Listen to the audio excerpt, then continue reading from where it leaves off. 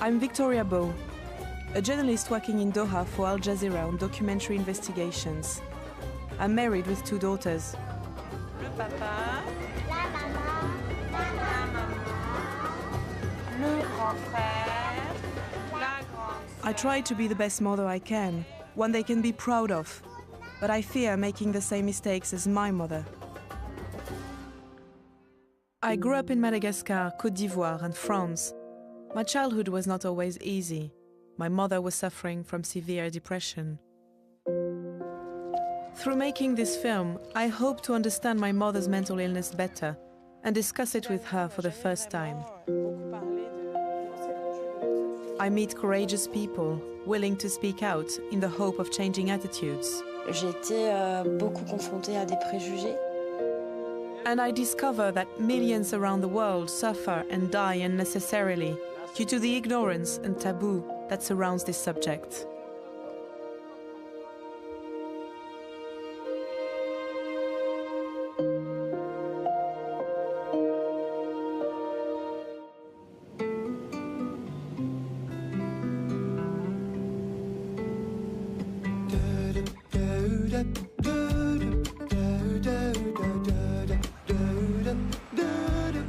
It's 8 a.m. My flight has just arrived in Paris. My family supports this project, in my father's case, somewhat reluctantly. My father is 77.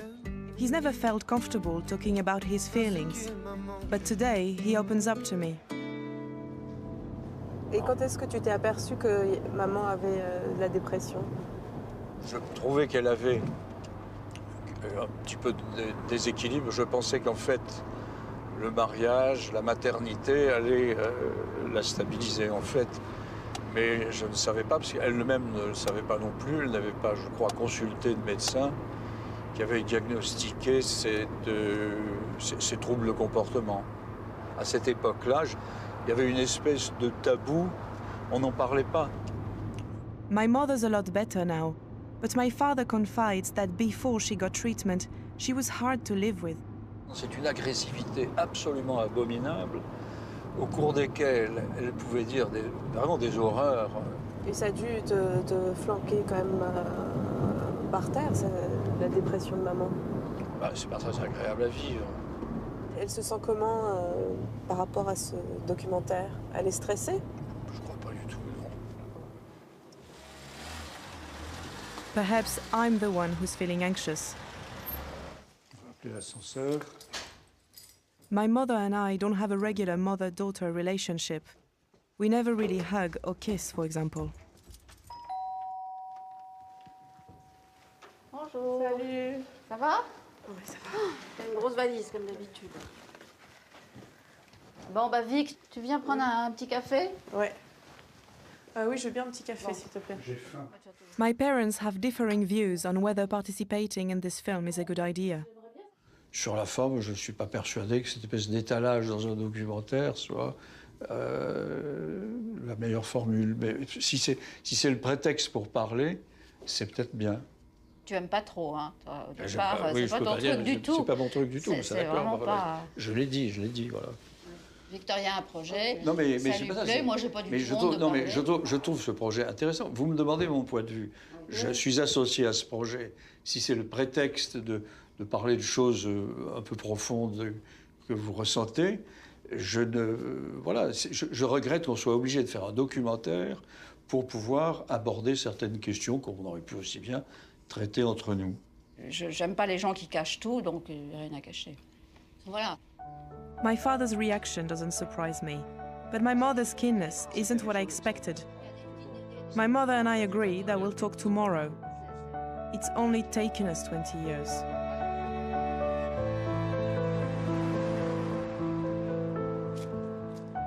We're off to a local park where my mother used to take me and my sister when we were little.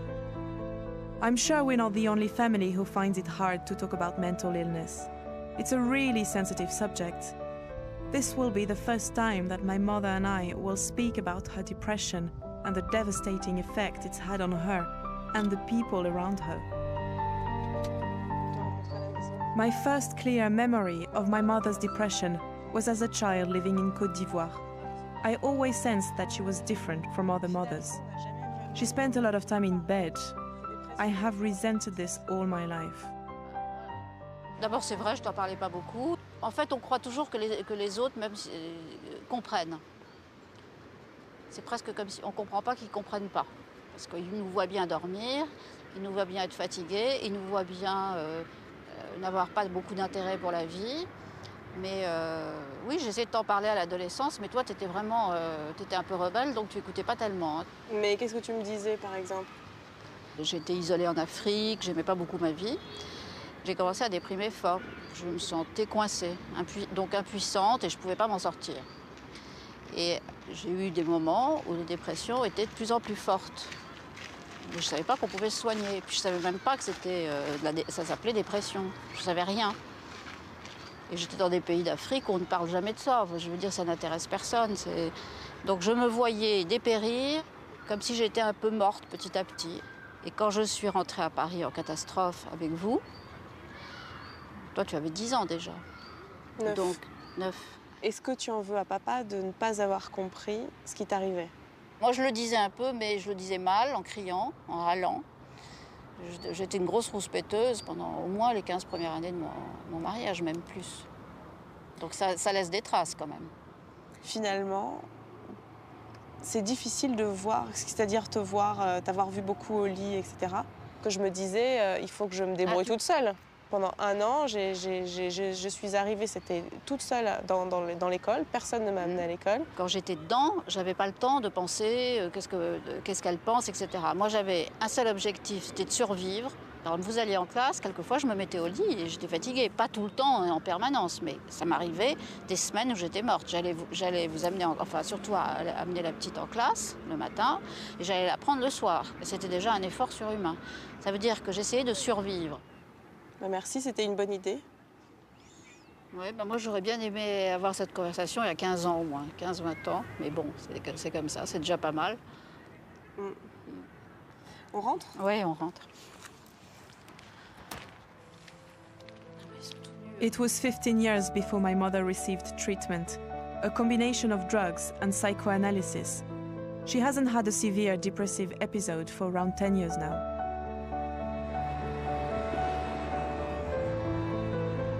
The chat with my mother leaves me with mixed feelings. Guilt first for not realizing she was on survival mode for 15 years, with very little understanding from her family. But also disappointment. I was hoping she'd show more compassion for the terrible impact her depression had on us.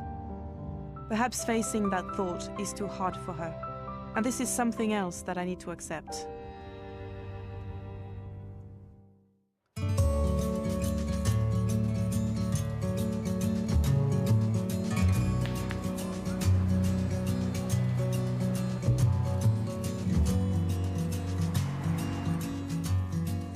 I wonder whether mentally ill people of my generation experience the same problems and taboos from their families and society in general. On the internet, I discover the work of Anne Béton. She takes portraits of people with mental disorders in the hope of changing attitudes. Anne has bipolar disorder, also known as manic depression. Before being diagnosed in 2009, she had periods of high, followed by bouts of severe depression.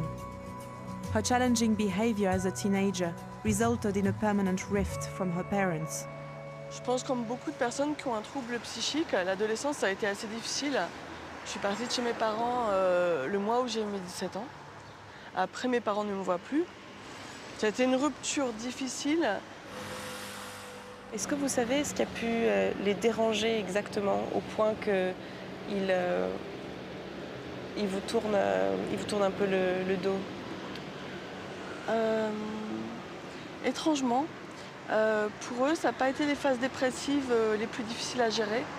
Mais au quotidien, les phases hypomaniaques, maniaques, surtout hypomaniaques, on parle très vite, on est un petit peu usant parce que on est à 8000 tours secondes, on est irascible, on peut être agressif, on n'écoute pas les gens, on ne les laisse pas parler. C'est difficile à suivre pour l'entourage et nerveusement, c'est fatigant. La dépression est mal vécue, la phase hypomaniaque est mal acceptée. Anne's moods are stable now, due to the medication she's taking. She's now happily married and expecting a baby. Later, over coffee, we discuss the motives of the people who participated in her photographic project. Ça peut être des personnes qui ont souffert de stigmatisation ou au contraire qui n'ont pas dévoilé leur pathologie et qui veulent prouver que non, on n'est pas fou, on n'est pas enfermé dans les hôpitaux, notre vie ne se limite pas à ça. Parce que ces personnes-là redoutent la stigmatisation, on ne les voit pas et ça ne contribue pas à changer leur regard. Voilà Émilie qui est professeure de français. Et voilà Sandrine qui est nourrice. Ça c'est Claire, voilà, qui m'a contactée parce qu'elle souhaitait montrer que troubles psychiques et maternité n'étaient pas incompatibles. Elle a beaucoup souffert de stigmatisation. Anne takes me to meet Claire, who really wants to talk to me. Claire lives in Neuchâtel-en-Bray, a small town in Normandy. I want to find out how she, as a mother, copes with a mental disorder. Hey, comment vas-tu? Bien et toi? Bonjour Claire. Victoria. Enchantée. Claire was diagnosed with bipolar disorder 3 years ago, although she's been treated for depression since her teens. C'est vrai que si on ne filme pas dessus, si on te veut toi, avec, on les voit plus en fait. Bah, tu sais Anne takes the opportunity to take a new set of pictures.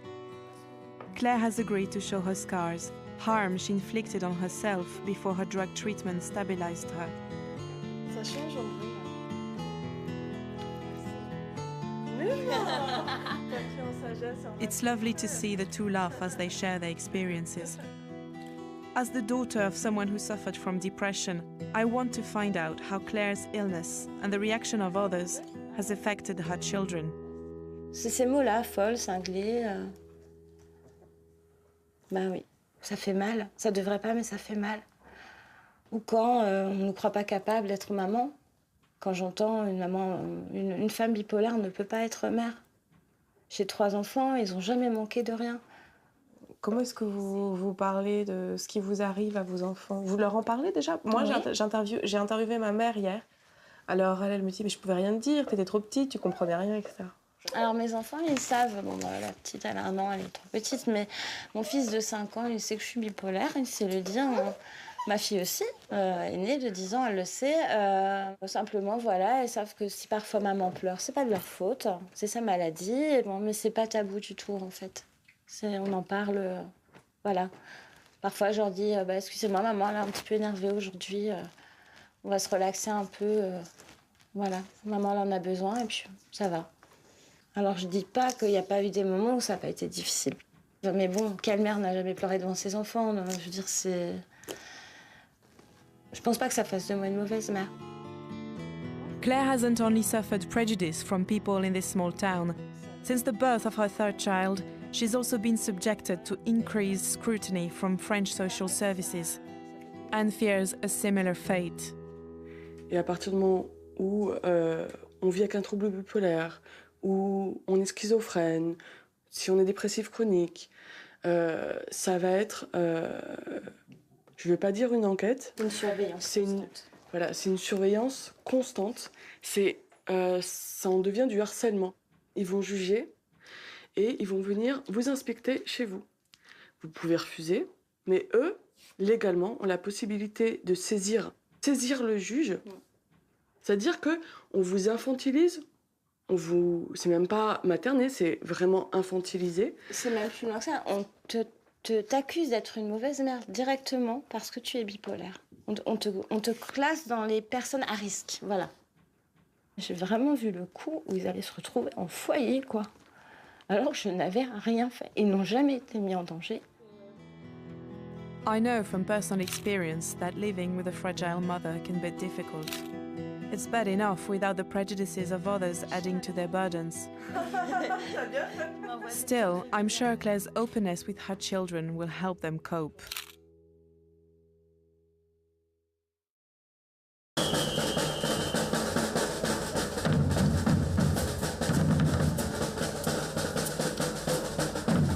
There's a growing movement in France to change attitudes to mental illness. The first Mad Pride parade was held last year. Hundreds marched on the streets of Paris. Amélie Clermont was one of the organizers. Les policiers qui au départ, au secours, les fous sont emparés, mon Dieu, mais que va-t-il arriver à la population? Grande joie et grande fierté des gens d'avoir osé défiler dans la rue. Claude Dutch was the first president of Mad Pride Paris. Il n'y a pas pire injure, encore aujourd'hui, que de traiter quelqu'un de fou. Quand on a commencé à faire la Mad Pride, qui avait pour but de changer le regard de la société. Qu'est-ce qu'une personne qui est atteinte d'une maladie mentale, de quoi souffre-t-elle par rapport à n'importe quel autre citoyen? Et voyez, si quelqu'un est en souffrance psychique et qu'il a un emploi, il va être arrêté par sa souffrance psychique, empêché de travailler un moment. Il va téléphoner à son employeur en disant « j'ai la grippe ». Il ne faut surtout pas dire effectivement qu'on est en souffrance psychique, en tout cas en France. C'est honteux. Quelqu'un veut acheter un logement, demande à prendre un emprunt, la compagnie d'assurance va refuser d'assurer le prêt parce que la personne aura été hospitalisée en psychiatrie 20 ans avant.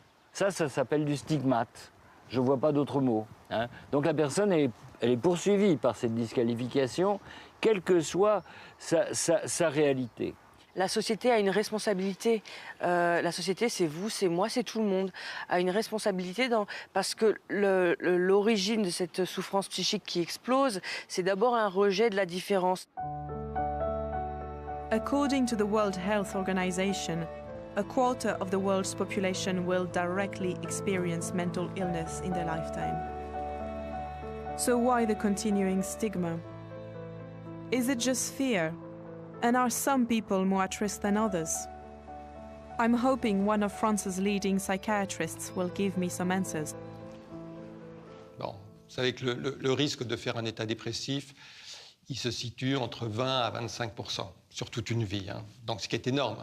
Grossièrement, pour les troubles bipolaires, on considère que c'est 2-3% de la population générale, mais si on élargit le spectre, et on prend en considération ceux qui ont le spectre, on est à 7-8% de la population générale, ce qui est énorme. Quand on est bien portant, on a une chance immense. Très souvent, moi, je dis aux patients, attendez, je n'ai aucun mérite à aller bien, j'ai eu de la chance dans la vie. Je n'ai aucun mérite. Vous luttez, vous êtes dans l'adversité en permanence, et je leur manifeste mon admiration, et je leur dis que ces personnes sont très courageuses. Hyper important de sensibiliser l'opinion publique. Premièrement, personne n'est protégé contre le trouble, il faut l'accepter et que, voilà, on est tous concernés par la pathologie. Le deuxième point, c'est que modifier ce regard, on ne sera plus dans le jugement et on pourra parler ouvertement du problème. Ma maman a donc beaucoup souffert de dépression et je me suis toujours demandé si ça allait avoir un impact sur moi et sur mes filles, concrètement. Qu'est-ce que ça veut dire? Ce n'est pas une maladie génétique. C'est une maladie où il y a une héritabilité, il y a l'hérédité qui joue un rôle. Mais on n'a pas identifié le gène de la maladie. Ce sont des gènes de prédisposition. Peut-être que vous êtes porteur de gènes de vulnérabilité de la dépression, parce qu'il y en a aussi pour la dépression. Mais ce n'est pas pour autant que vous allez faire une dépression. I wonder if I'll be one of the lucky ones.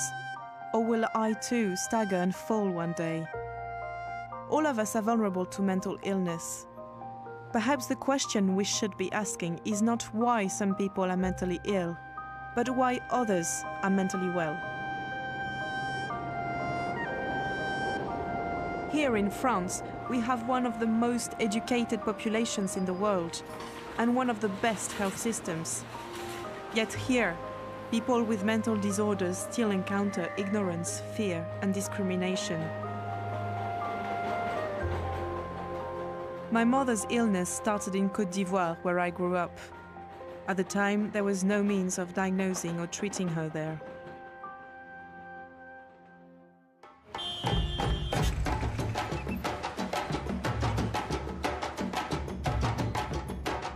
I've come come back to Côte d'Ivoire to find out if the conditions for the mentally ill have improved since my mother lived here 20 years ago. I'm going to spend a few days with an African NGO whose work has been praised by the World Health Organization. It's estimated that fewer than 10% of people with serious mental illnesses receive any treatment here. This NGO helps fill the gap by rescuing mentally ill people from the streets and from villages.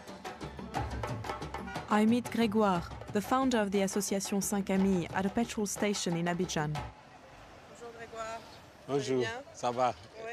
Montez. Merci. A young man with a mental disability comes up to the car. Ça, c'est des galettes. Tu veux manger? Before we leave, Grégoire makes sure that the boy has a home and a family to care for him. Chez qui? Chez ma maman. Ta maman, elle va bien, ta maman? Elle va bien. Faut la saluer pour moi. Tu as compris, il faut dire que tu as un ami qui s'appelle Grégoire. The association has 4 residential centres for mentally ill people in Côte d'Ivoire.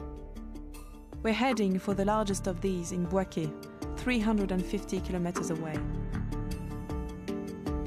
Ils sont plus de 200, sinon tous sont des anciens malades qui s'occupent des autres. Si tu vas en Europe, vous allez voir dans des hôpitaux où il y a 10 malades, il y a au moins 20 personnels. Parce qu'on pense qu'ils sont dangereux. Moi, je suis plus dangereux que les malades. C'est pareil que le diabète. Mais c'est que s'il ne prend pas ses médicaments, il va tomber malade. C'est pareil la maladie mentale. It's a radical idea, having the patients run the asylum. I wonder how well that works.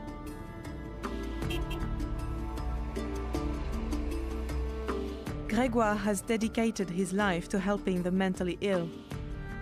He isn't a doctor, he used to repair tires for a living. But he understands mental illness very well. He once suffered from severe depression.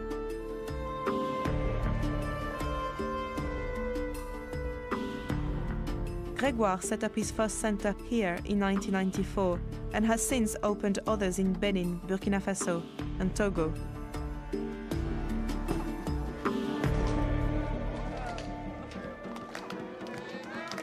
He hasn't been to Bouaké for several months.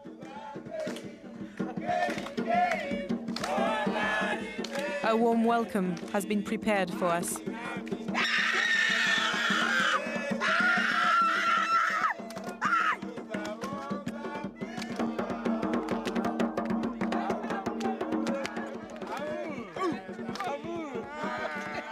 It's great to see how pleased the patients are to see Grégoire again.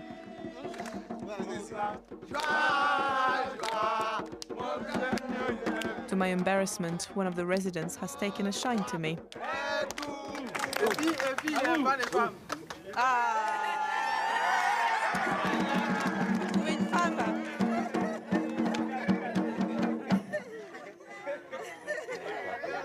Non, j'y vais pas. It quickly gets dark. Time to leave. Tomorrow I'll join Grégoire on a rescue mission.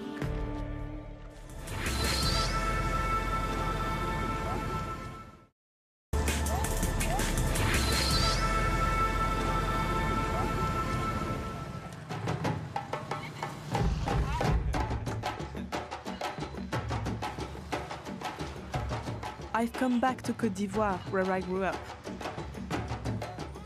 to find out how mentally ill people are treated here.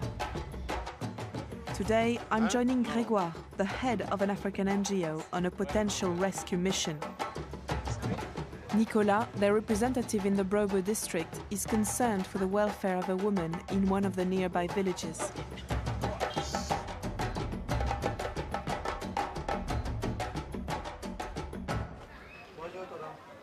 We find the woman chained to a tree.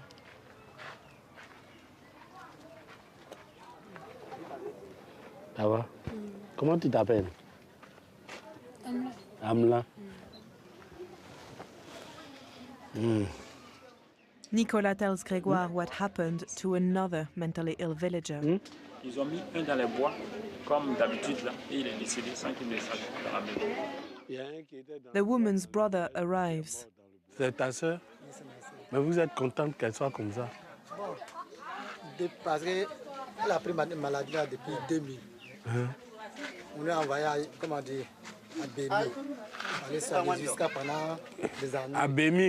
À Bémi, c'est centre de prière. On ne peut pas dire qu'on envoyait quelqu'un pour aller soigner à Bémi.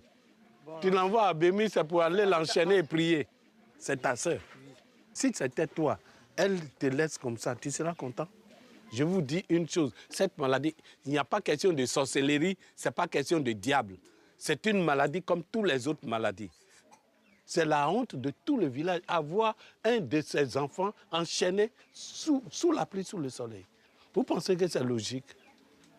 Même si vous donnez 100 francs, chaque famille, 100 francs, qu'est-ce qu'ils demandent pour prendre votre enfant pour envoyer à Boaké? Dites-moi, 2000 francs dans tout le village, là, on ne peut pas trouver? D'accord? On est d'accord? Bon.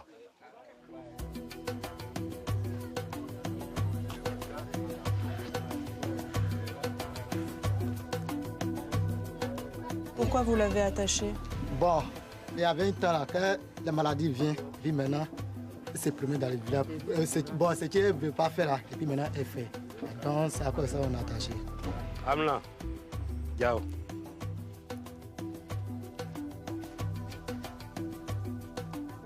Elle parle français?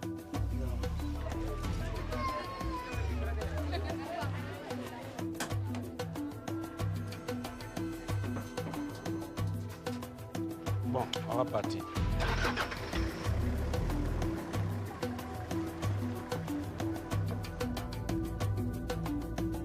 There's another woman Nicolas knows about who may need Grégoire's help. C'est où la malade? C'est ma petite sœur. The woman is a former patient of the Association Saint-Camille. But since she left, she's not taken any medication. Bon, il est malade il y a longtemps. Mais quand vous l'attachez comme ça, est-ce que c'est bon? Bon, c'est parce que quand il est venu, le dégât qu'il est en train de faire avec les gens, donc nous aussi, comme c'est nos parents, on ne peut pas le laisser comme ça pour aller faire un dégât avec quelqu'un. Donc, il faut qu'on maintienne. Mais on lui fait dégâts parce qu'elle n'est pas soignée. Quand elle est soignée, est-ce qu'elle fait dégâts? Non, non. Alors? Comme nous, on est nul dedans parce qu'on n'est pas assez de continuer ce traitement-là. Donc, on ne sait pas comment on va faire. Monsieur Nicolas, il est venu me dire qu'à partir de cela que vous avez pris pour aller à Saint-Camille, il ne faut pas qu'on ait qu'à abandonner. À chaque mois que Dieu fait, on est qu'à aller.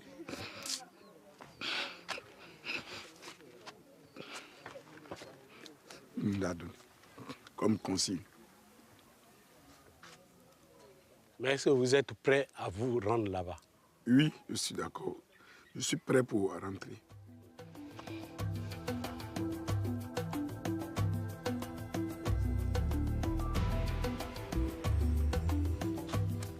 Le français.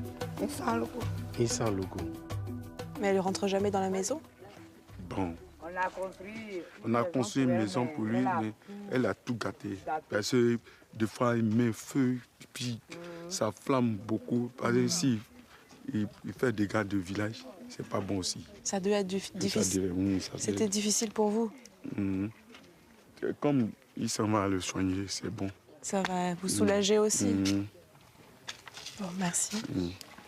Au revoir. Merci.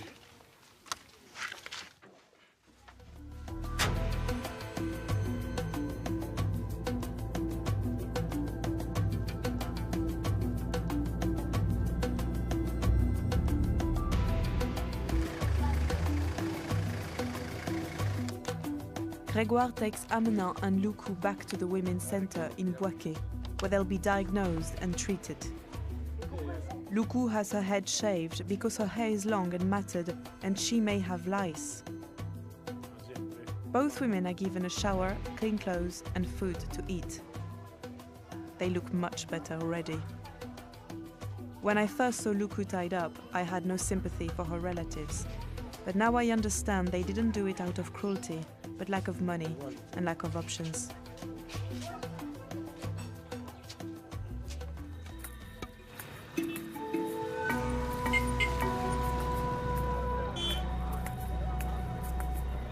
Eric suffers from bipolar disorder.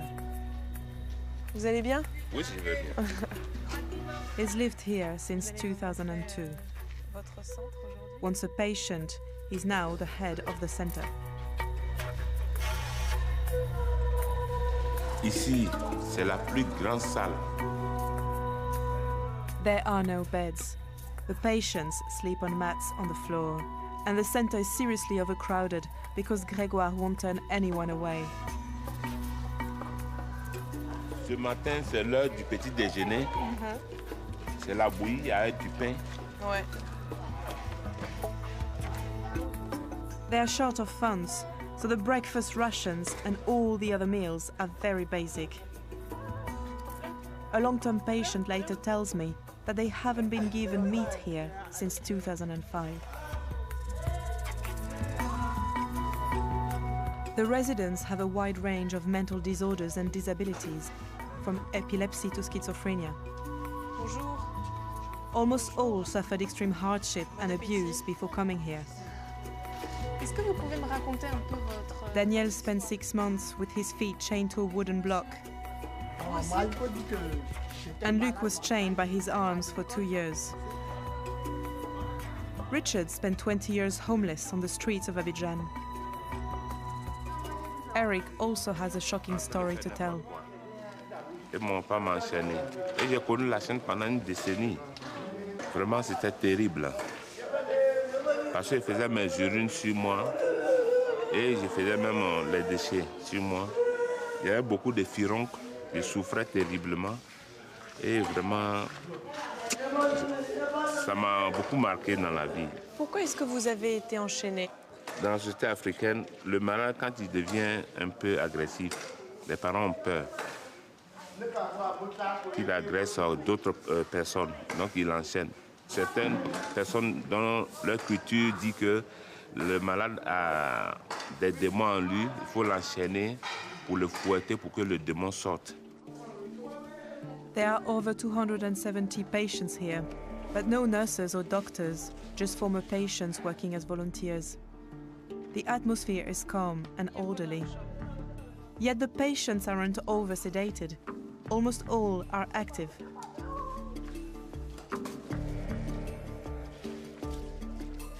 The residents are encouraged to be independent and help out with daily chores as they would in a normal family. It's not perfect. Many complain that they are bored. Still, it's far better than where they've come from. Here, there is no lock on the door. Here, no one is restrained. Later, Grégoire shows me photos and videos of the kind of appalling conditions these patients once had to endure. Ça, c'est un malade qu'on appelle Antoine. Ouais. Vous voyez comment il était enchaîné pendant 11 ans. Pendant 11 ans. Regarde, est-ce qu'on peut traiter un animal comme ça? Il n'était pas. This is a video of a woman Grégoire rescued from the streets. C'est pitoyable, hein? Ça fait mal. Ça fait très, très mal. Et ça dans tous nos pays d'Afrique. Ce qui est plus dramatique, c'est les camps de prière, où le traitement consiste à faire souffrir le corps pour chasser le démon. Pour la grande souffrance des malades mentaux, on pense qu'ils sont possédés. On pense que c'est les sorciers. Et lorsque tu vois ce que vivent ces malades, lorsque tu vois la souffrance qu'ils ont vécue, il est difficile de rester ignorant. Qu'est-ce qui permet aux malades d'aller mieux? Ici, ils se retrouvent dans une famille, comme une famille. Ils vivent ensemble, ils partagent leurs souffrances, leurs joies ensemble. Bien sûr, aussi accompagnés des médicaments. Et lorsque la personne qui arrive voit que celui qui s'occupe de lui était aussi un malade, ça lui donne aussi la confiance. Grégoire centers are totally funded by charitable donations. He receives no money at all from the government or from the international community. Quant à l'Organisation mondiale de la santé, je les ai dit, la santé mentale ils ont un devoir. Vous voyez la tuberculose. Les malades atteints de la tuberculose en Afrique, ils ont juste une petite participation. On leur donne tous leurs médicaments. Et depuis, au moins, la tuberculose a fait beaucoup de progrès. Le sida est venu.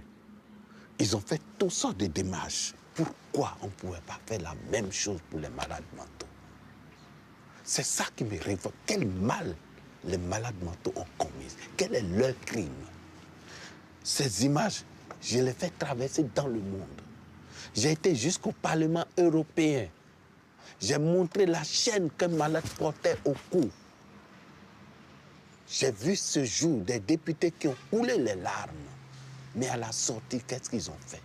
Rien. Et vous n'avez absolument aucune aide de l'OMS? Rien. Rien.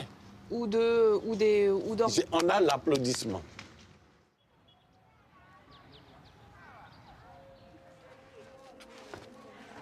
I'm on my way to find out how the two rescued women are getting on. They have an appointment with a psychiatric nurse. Before making a diagnosis, Albert needs more information from their relatives, but they didn't show up. There are only 2 psychiatric hospitals in Côte d'Ivoire, for a population of around 22 million. I'm curious about something. Je voulais vous demander, combien est-ce qu'il y a de médecins psychiatres à Bouaké? Il y a un psychiatre à Bouaké. Et ce n'est pas seulement la ville de Bouaké, c'est de Yamoussoukro jusqu'au nord de la Côte d'Ivoire. Ça concerne combien de personnes, ça? Plus que la moitié du pays. Hein. Il y a un psychiatre oui. qui doit s'occuper de la moitié du pays. La moitié du pays. Ça semble un peu ridicule, mais c'est la réalité que nous vivons. Each month, Grégoire struggles to find the funding for the medication that Albert prescribes. The patients and their families are only asked to pay a small proportion of the actual costs. Les médicaments des psychiatres coûtent excessivement cher. Parce que nos malades ont l'habitude de prendre ici, comme le titre mensuel, c'est à 2500. Mais vous allez dans un hôpital public, là, il faut compter dans les 20 à 30 000. Vous voyez, par rapport à 2500. C'est ça. As elsewhere in Africa, mental health is not a government priority. It's estimated that less than 2% of Côte d'Ivoire's health budget is spent on psychiatric patients. Many thousands suffer and die unnecessarily due to lack of treatment. Les médicaments que je prends chaque soir, c'est que M. Grégoire me voit là. C'est ça qui m'a sauvé.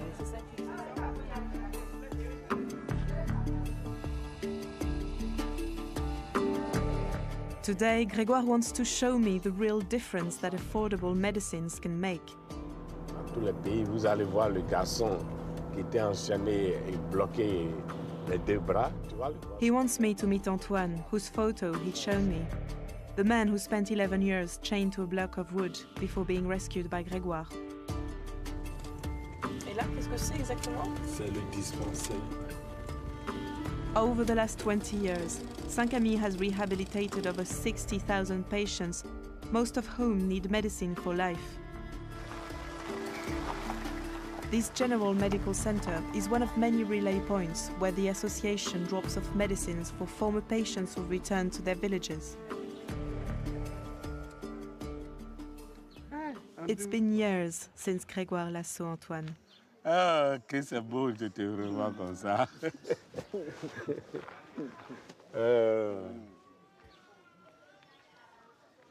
Regarde-le. Bravo. Et qu'est-ce que tu fais au village? Je suis devenu planteur maintenant. Et il paraît que tu as un grand champ de... Oui, cacao. Cacao.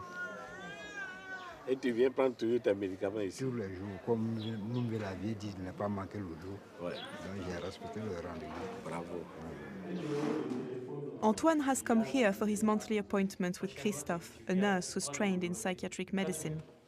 Tu vas venir me voir là, tu viens avec ce numéro-là.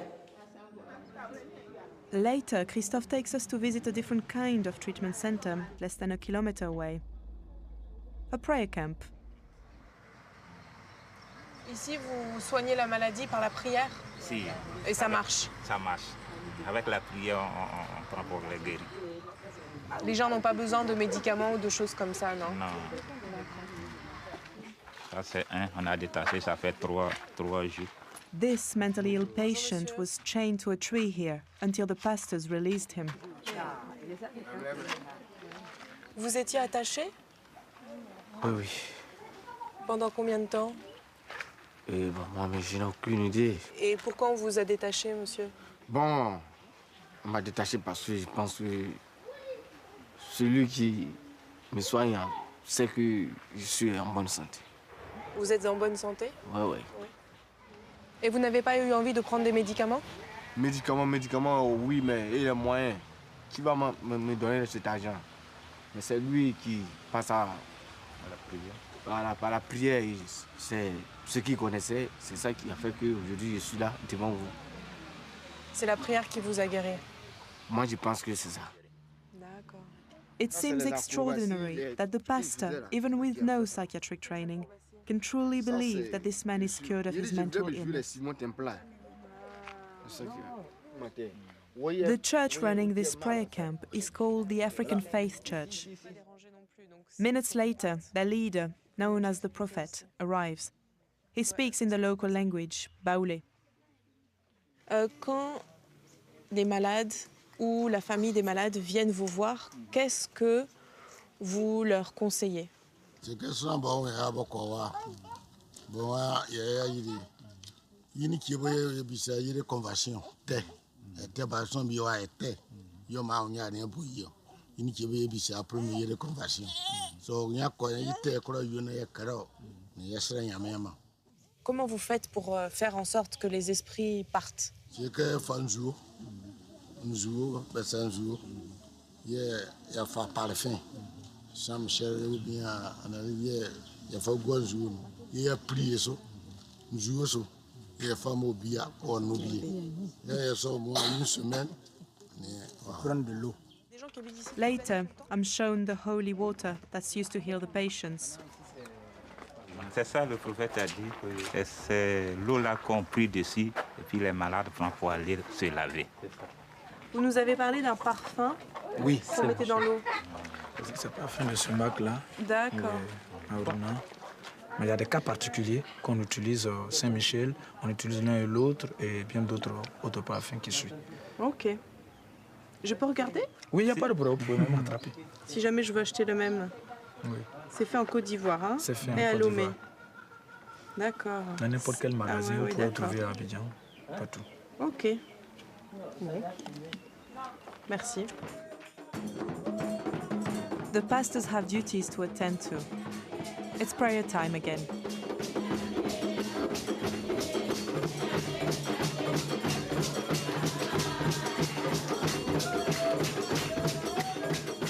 Some of the people that Christophe sees at the medical center are former prayer camp patients. Quand ils envoient des malades ici, je dis, puisque vous savez que c'est spirituel, continuez de prier pour lui. Mais jusqu'à 1 an, 2 ans, 3 ans de la prière, ça ne marche pas. C'est que ce n'est pas... Ce ne sont pas des pathologies spirituelles, mais c'est du psychique qui est atteint. Il faut soigner ça. Mais c'est une manière aussi de chercher. De chercher quoi? L'argent. C'est une manière de chercher l'argent. Et ils sont beaucoup dans notre région. Partout, dans toutes les villages, il y a 3-4 prophètes. 3-4 camps de prière, comme ça. With psychiatric medicines so expensive and no global funding to make them more accessible, prayer camps are in great demand. On subventionne, on fait une prise en charge pour toutes les autres maladies, mais les malades psychiatriques et puis les petits sont laissés pour compte. Si ce n'est pas M. Grégoire, qui? Bye bye. Bye bye. Bye bye. It's amazing what the patients of Saint-Camille have endured and survived. They've taught me that even in Africa, severe mental illnesses can be treated. But the main lesson from Grégoire is that the key elements for healing are respect, dignity, acceptance, and love. It seems crazy that I've had to come to Côte d'Ivoire to feel closer to my mother. Seeing the physical and psychological scars that mental illness leaves on people helps me better understand what my mother has been through. I feel I should tell her that.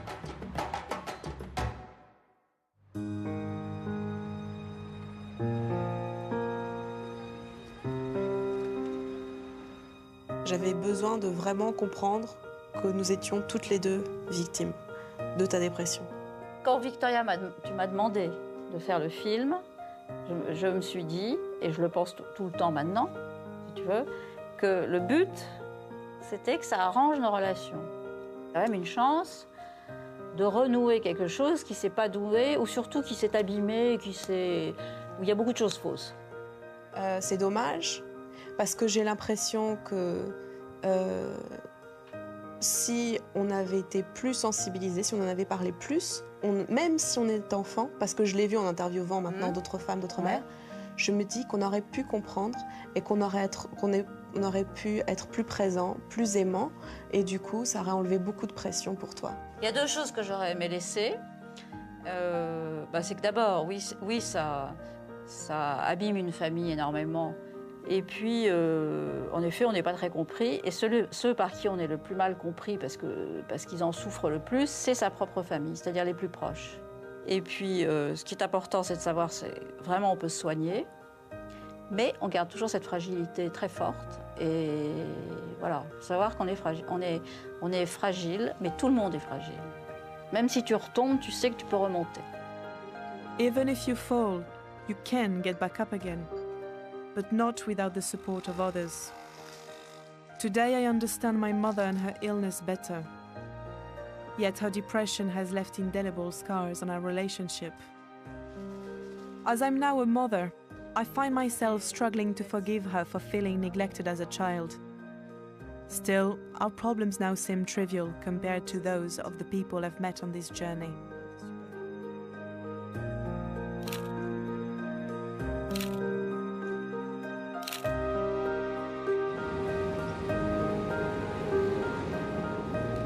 After meeting many patients in France and Africa, I am outraged to see that literally millions of people who can be treated receive no help or medication because of lack of resources, ignorance, and stigma.